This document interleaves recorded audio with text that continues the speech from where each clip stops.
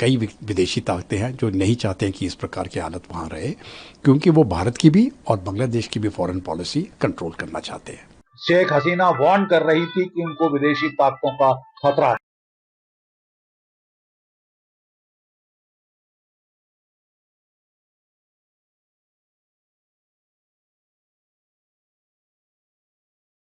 देखिए, जो बांग्लादेश में जो जिस प्रकार से हालत बहुत तेज़ी से बदलाव कर रही है, ये भारत के लिए एक बहुत चिंता का विषय है, इसमें तो कोई शक नहीं है।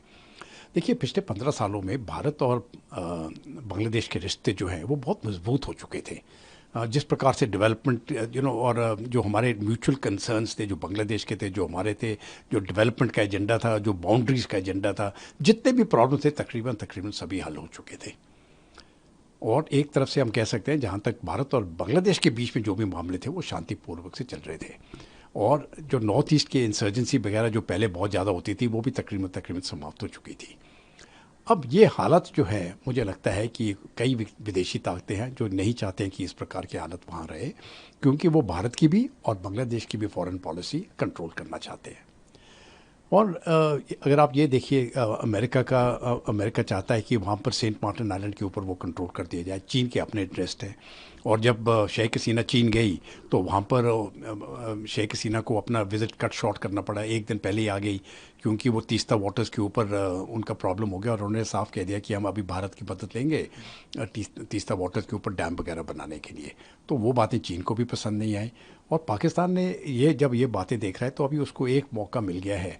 पाकिस्तान की हालत खुद ही बहुत खस्ता है, लेकिन अभी जहाँ पर भी दूसरी तरह से प्रॉब्लम हो रहा है, वो अभी देखता है कि मैं यहाँ पर भी कुछ हाथ फंसा सकता हूँ, तो वो भी उसने भी अपनी ताकत लगाएगा वो भी।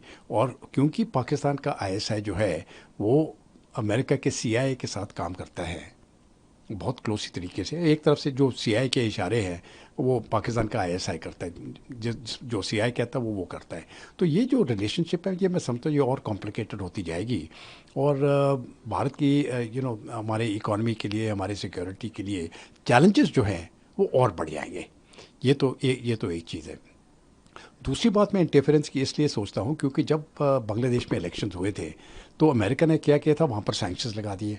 जो अवामी लीग के कई लीडर्स थे उनके ऊपर सैंक्शंस लगा दिए। और वो सैंक्शन लगाने की कोई ज़रूरत नहीं थी, क्योंकि लेकिन अमेरिका का इरादा था, वो बीएनपी को सपोर्ट कर रहा था। और बीएनपी को इसलिए सपोर्ट कर रहा था, तो वो क्विड प्रो को जो उन्होंने किया होगा कि फॉरेन पॉलिसी के मामले में जो बीएनपी है वो अमेरिका के साथ, अमेरिका के इशारों पर चलेगी, जो शेख हसीना नहीं चल रही थी। शेख हसीना इंडिपेंडेंट पॉलिसी चला रही थी। तो जो बड़े देश हैं वो तो यही चाहते हैं कि बाकी कठपुतले की तरह रहें, जो हम कहें वो कहें, उसी प्रकार से कार्रवाई करें। तो वो होने वाला नहीं है, तो वो वहाँ पर नहीं हो रहा था। और इसलिए मैं समझता हूँ कि ये जो स्थिति है वो वहाँ पर आ गई है। जहाँ तक बांग्लादेश के आर्मी चीफ की स्टेटमेंट है, उन्होंने तो साफ कह दिया है कि शेख हसीना ने रिज़ाइन कर दिया है और वहाँ से बांग्लादेश से निकल चुके हैं। हमारी रिपोर्ट्स के अनुसार वो अगरतला आ चुके हैं, शेख हसीना अगरतला आ चुके हैं। तो सरकार जो है बांग्लादेश की वो इस समय पर समाप्त है।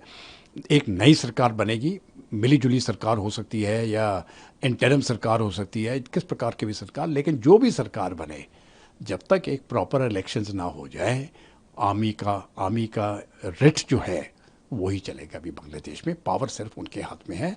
अब बाकी जो पॉलिटिशियंस होंगे वो अपना थोड़ा बहुत चलाते रहेंगे, लेकिन चलाएंगे छत्र छाया बांग्लादेश आर्मी के ऊपर, बांग्लादेश आर्मी के साथ, जिस प्रकार से पाकिस्तान आर्मी पाकिस्तान को चलाती है। इस समय पर मुझे लगता है बांग्लादेश की आर्मी बांग्लादेश को चलाएगी, बेशक पॉलिटिशियन उनका फ्रंट लेंगे। ये तो बहुत गंभीर स्थिति भारतवर्ष के लिए बनी है।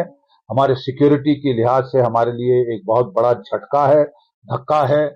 शेख हसीना कई महीनों से अंडर प्रेशर हैं। जो बीएनपी है, जो इस्लामिस्ट पार्टीज हैं, वो उनके बरखिलाफ रही हैं। उन्होंने इलेक्शन में हिस्सा लेने से मना कर दिया। देखिए, ये लगता है जैसे कि कोई अरब स्प्रिंग हो, ऑरेंज रेवोल्यूशन हो, मैदान रेवोल्यूशन हो। ये जो रिजर्वेशन का मुद्दा था, 30% मुक्ति जोधास के लिए, इसको डिफ्यूज करने की कोशिश सुप्रीम कोर्ट ने की थी, लेकिन ये हिंसा बढ़ती ही गई है। कोई 100 के करीब स्टूडेंट्स मारे हैं, कितने 100 घायल हो गए हैं। अब बांग्लादेश की फौज के पास क्या विकल्प था कि या तो वो ताइनानमेन स्क्वायर जैसा नरसंहार करे, तो ये तो बिल्कुल जैसे कि श्रीलंका में हुआ था, विक्रम राणा सिंह के साथ की सरकार के साथ, वैसा उन्होंने तो अटैक कर दिया है बांग्लादेश के प्राइम मिनिस्टर के आवास के ऊपर। लेकिन लगता है कि बांग्लादेश की फौज अभी तक वफादार रही है। उन्होंने अपने हेलीकॉप्टर में उनको आउट किया, उनका हेलीकॉप्टर है या किसी और हमारी एजेंसी का हेलीकॉप्टर है, ये तो देखना होगा। ये तो बांग्लादेशी हेलीकॉप्टर लग रहा है। कह रहे हैं C-130 विमान उनको लेके आ रहा है दिल्ली। ये भी अटकल लगाई जा रही है कि वो लंदन असाइलम चली जाएंगी। और जो बांग्लादेश का चीफ है उसने आके ऐलान किया है कि शायद वो मार्शल लॉ इम्पोज करेंगे कि क्या, लेकिन वो कह रहे हैं कि 48 घंटे में एक नई सरकार का गठन होगा और वो प्रेसिडेंट साहब के साथ हैं। शेख हसीना वार्न कर रही थी कि शेख हसीना वार्न कर रही थी कि उनको विदेशी ताकतों का खतरा है।